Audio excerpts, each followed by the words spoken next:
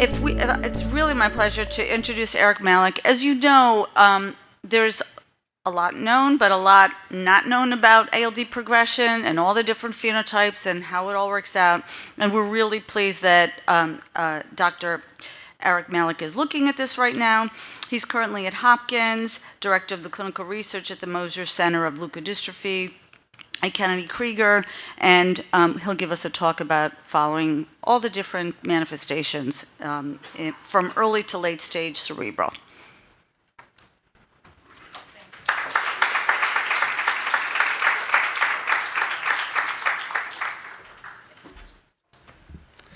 All right.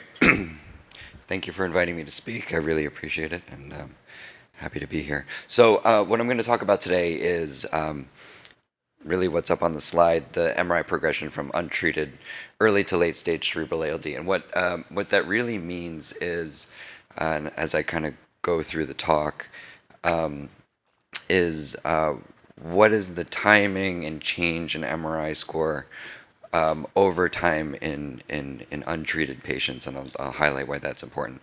So I have a couple of disclosures that I'll put up here. And the important one is the bottom line. A lot of this is research in progress. We're figuring this out in real time. So the question is, how long does it take to evolve from early stage childhood cerebral ALD to late stage? And you know, radiographically, this is kind of the question that comes up.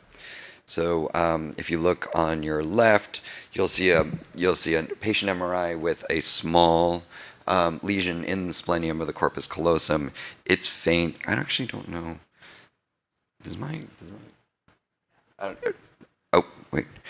So you're looking at this here, and then sort of how long does it take to get from here to here? And this has implications for how long we have to treat patients, what we have in terms of expectations of how lesions change over time, and then outcomes when it comes to treatment.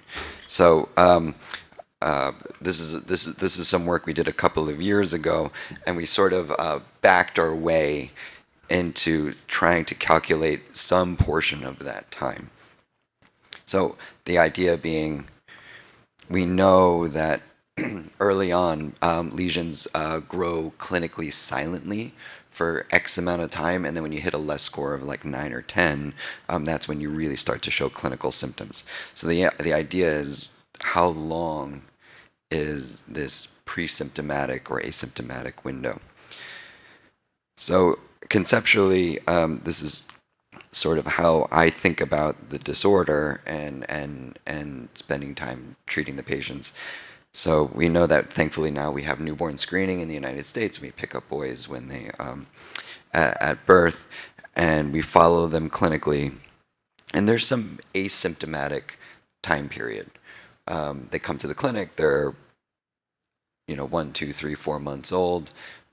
We counsel the families, and we say come back at 12 to 18 months old, and we do a baseline MRI, and then somewhere around the age of 2, 2.5, we'll start doing scans every 6 months, because as we know, we can't actually predict going forward, just based on genotype alone, who is going to develop cerebral disease. So in about 40% of boys, at some point, they'll develop that small lesion that I pointed out. And so importantly, put the MRI scan here. This is a patient with a less score of 1, so really just the earliest time point of cerebral ALD that we can pick up. And so there's this pre-symptomatic time period, and then there is, at some point, if in the days where there wasn't newborn screening, patients would show up to the clinic with symptom onset, and it's really around a less score or an MRI score of 9 and above, where you hear about the classic description of cerebral ALD, where patients become inattentive and they may have hearing difficulty, and it's really because they have what I showed a couple of slides ago, lesions in the parietal occipital white matter, and that's really where your visual pathway lives. So they have issues with visual processing. And so we know after really a less score of 9 or 10, that's when you start to see symptoms appear: walking difficulty, hyperreflexia, eye tracking abnormalities. And so this is work that was done by Jerry Raymond and his group. And what you're seeing here is a survivorship curve.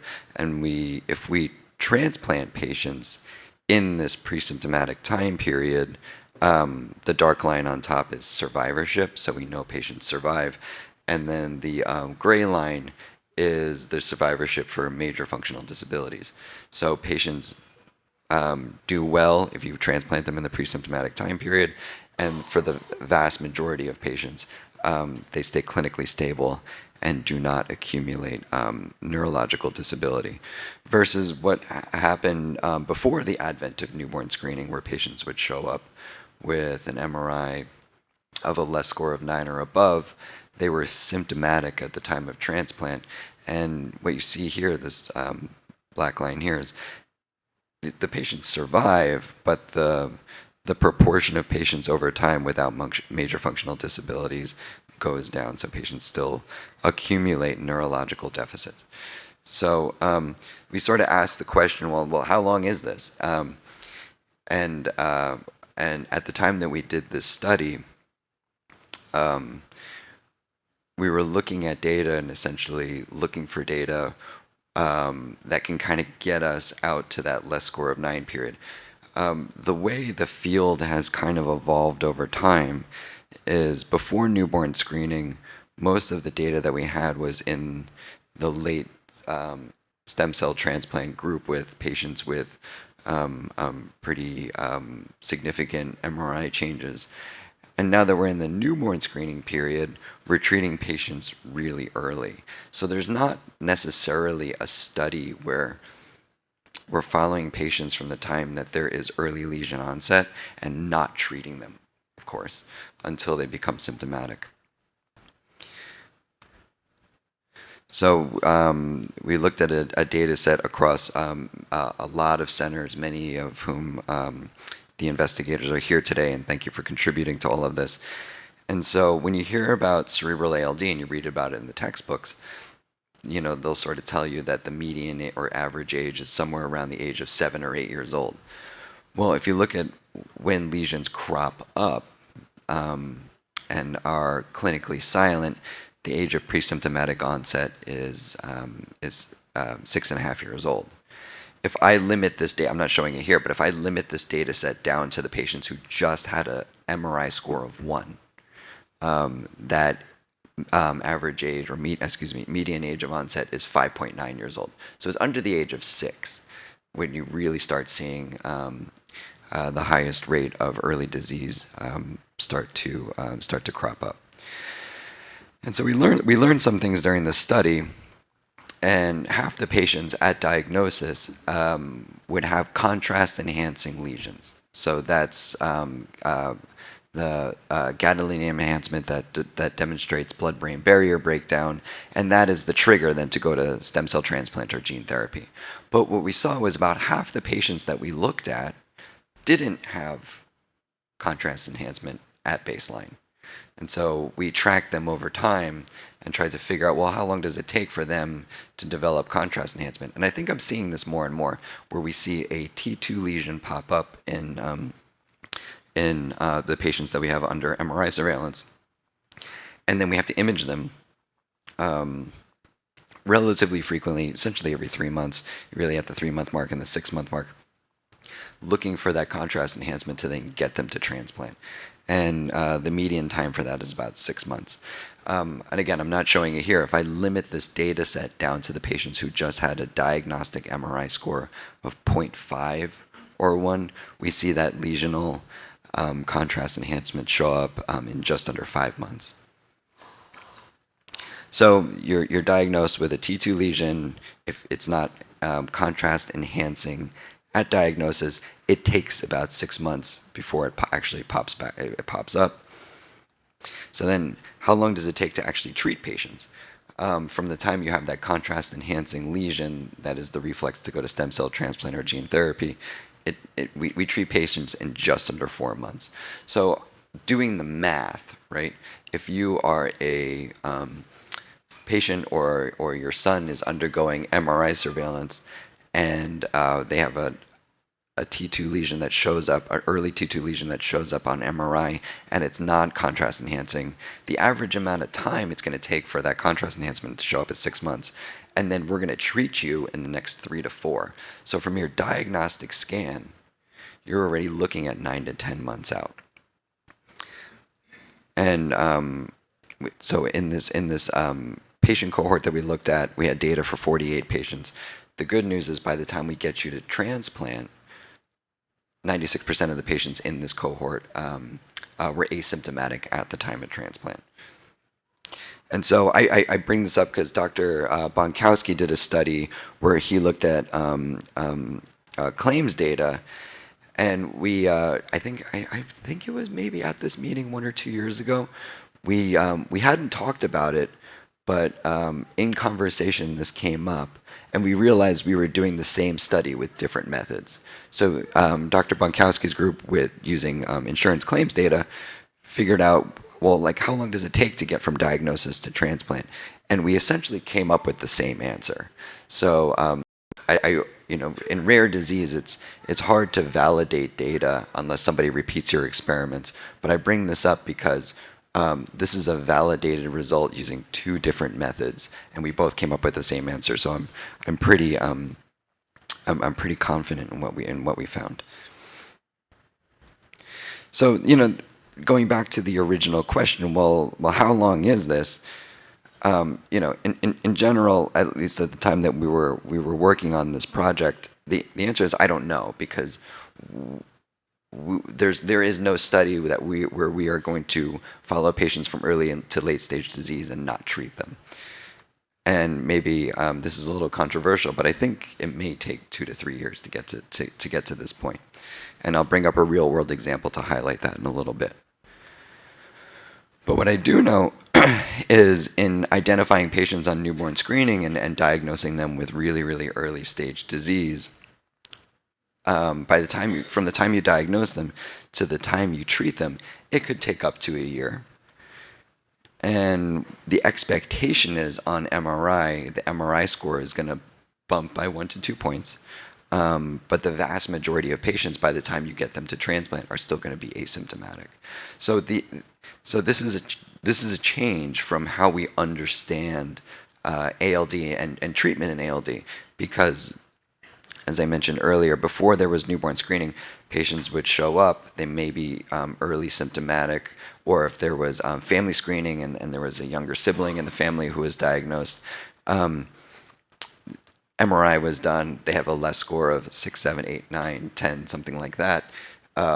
And it was emergent to get them to stem cell transplant. But because of newborn screening, we get to move back in time and capture this as early as we can, and then and essentially get a sense of what that pre-symptomatic window looks like. So the reason that I point this out is to help frame expectations about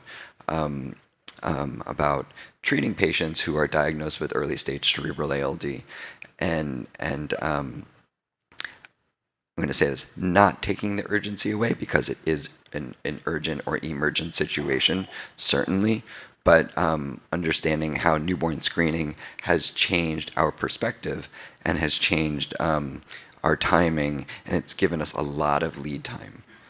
So that was sort of our initial study, and that was done now a couple years ago. But the question for this talk is, well, how long does it take to evolve, like I mentioned earlier, from early to late stage disease? So this is a patient that showed up to my clinic.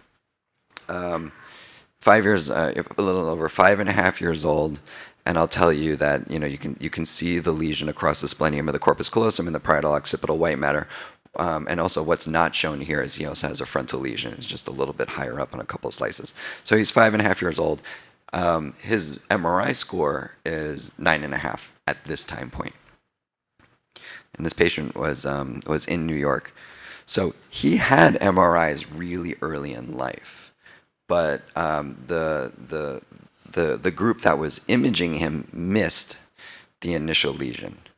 So, so here he's 2 years and 5 months old, and you can see the lesion in the midline of the splenium, that hyperintensity.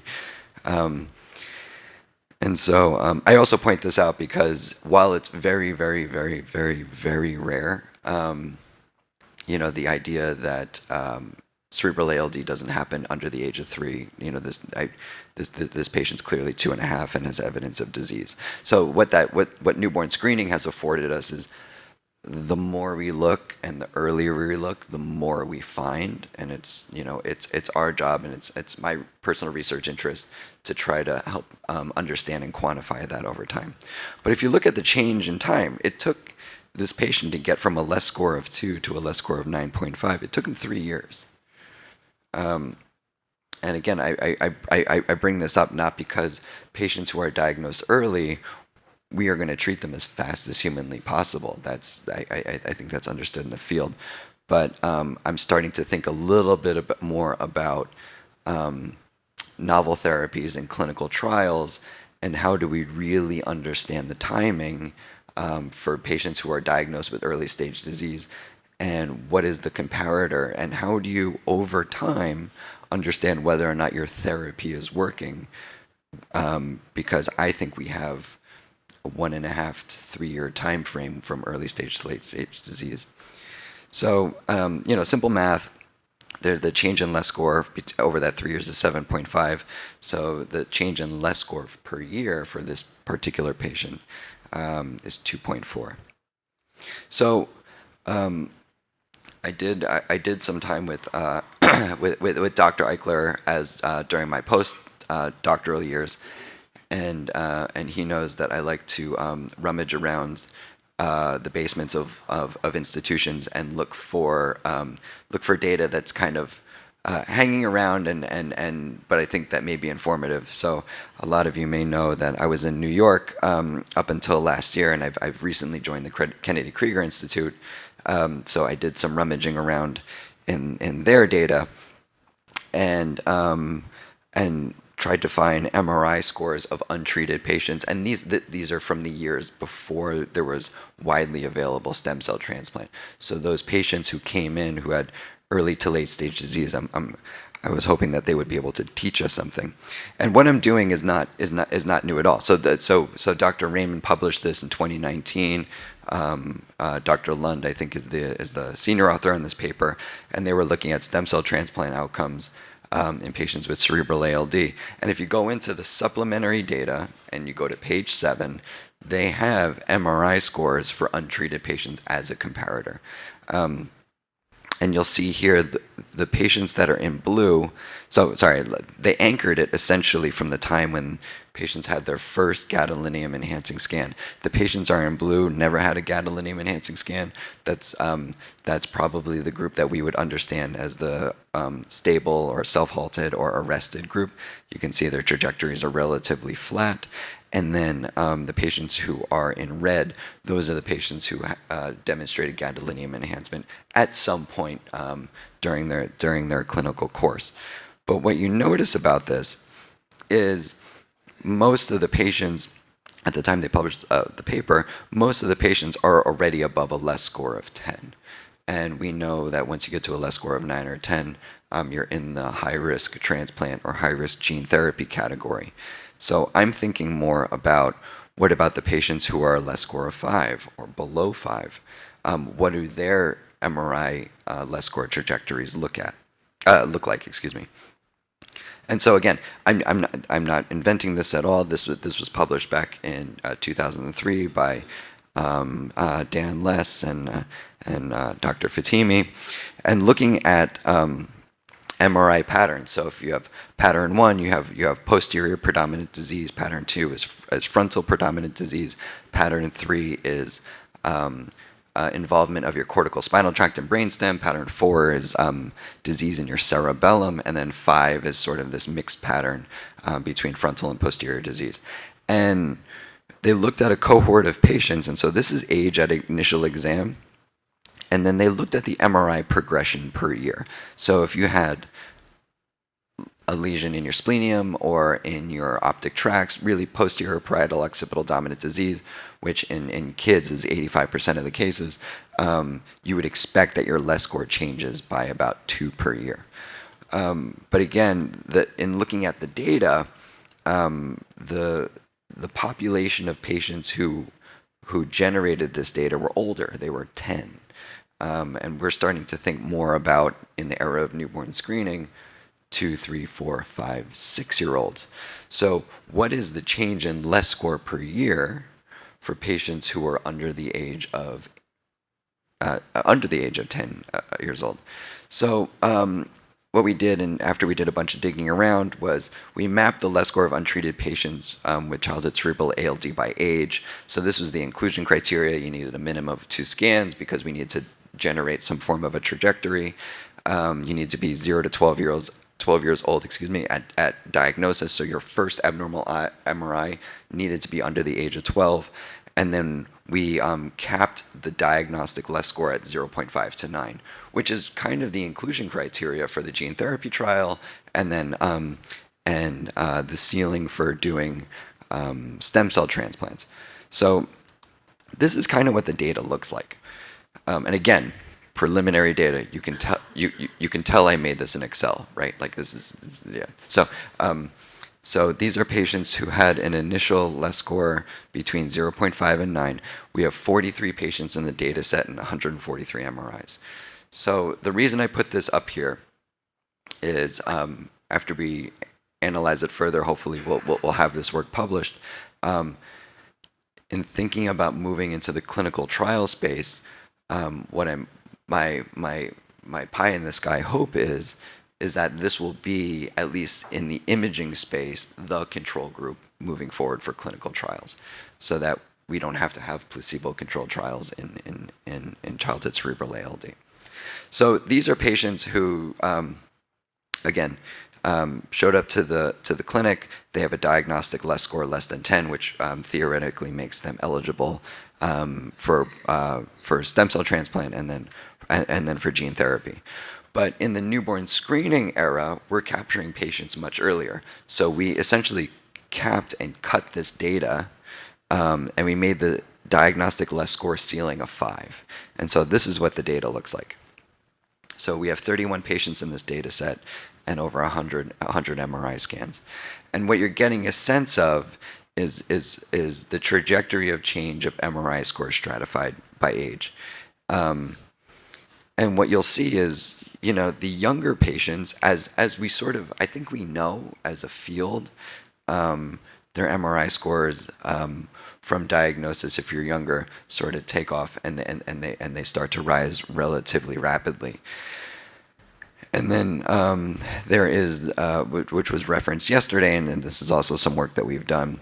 There are the self-halters, the kids who are diagnosed with cerebral ALD, whose disease slows down and self-stabilizes. And what I've sort of, and you can kind of get a sense of that of these patients right here. Things to say about this in particular, the self-stabilizers, they're really over the age of 10. And there's one patient here who was diagnosed right around 8 years old. That's probably the youngest patient I've ever seen who spontaneously self-halted. So if you're, this data gives us an insight, because if you develop cerebral disease and you're in that unfortunate circumstance, if you're under the age of 8, my guess is that you're not going to self-halt and you're going to be in the progressive subgroup. And this is what the change in LES score looks like over time. So, if we essentially take the slopes of all of these curves and just generate a slope for every single patient, this is kind of what it looks like. So on the left are just the point estimates for all the slopes over time, and then on the right is essentially a heat map for that. So in the paper that I referenced going into this section, patients who were on average 10 years old had a change in LES score per year of 2.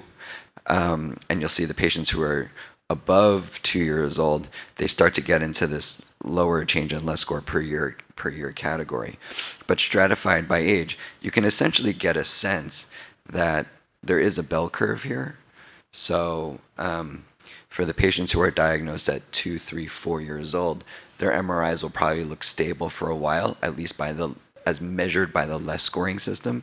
Once you get to 5, 6, or 7, or 8, you're in a higher risk category for a higher change in your less score per year. And then once you're past 8 years old into the 9, 10, 11 year old age group, your disease will probably progress, but at a lower rate. And so I think the idea here is, in designing clinical trials and novel therapies going forward, is how can we flatten this bell curve? And so this would be a nice way to show effectiveness over time to regulators. So this is, like I said, all preliminary data, but in finding patients before stem cell transplant was widely available, and then unfortunately for my patient who came to me with advanced disease, there are cases where disease is missed, and it's a really hard situation to be in for the family, but those patients can really teach us something, and so that's how this sort of project kind of spawned over time. All right, so in thinking about doing this at a larger scale, we ran an unsupervised machine learning algorithm on this, and by we I mean Bella Turk and Tori Kretching, and what we really did was we took the entire data set that I was looking at from the Kennedy Krieger legacy data, and there's 224 patients in there, and we just dumped them into this machine learning protocol.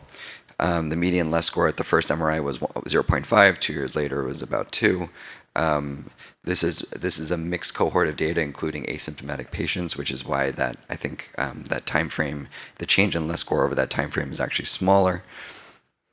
And this is what the script kind of spit out. And this is really complicated, but what I'm going to sort of point out is on the bottom here are all of the neuroanatomical structures that are scored on the less score. And what I'll tell you is over here on the left, so A is the diagnostic MRI, is really your parietal occipital area. As you kind of move into the middle, you're thinking this is more of the visual pathways and auditory pathways, cerebellum, and then over here is frontal white matter. And so yeah. And so over 2 years, all you're essentially seeing is there is a saturation or a change, an increase in density of the structures that are involved in the posterior white matter, but also a higher density of frontal lobe and frontal brain involvement. So what we learned is the machine learning algorithm sort of told us what we already know, but I think it also demonstrated that in younger patients there might actually be multiple brain areas affected, because we focus so much on the splenium and the midline and sort of how it changes over time. But to be cognizant that there actually may be other areas of the brain affected, even early in diagnosis. So with that, I will end and take questions.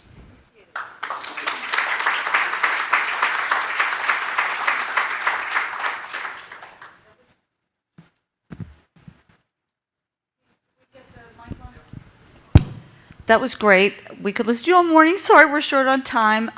We have time literally for one question. Is there one question? Yeah, we'll have expanded Q&A afterwards. But thank you. I mean, there's a lot of rich data there. Very helpful. Thank you, everyone.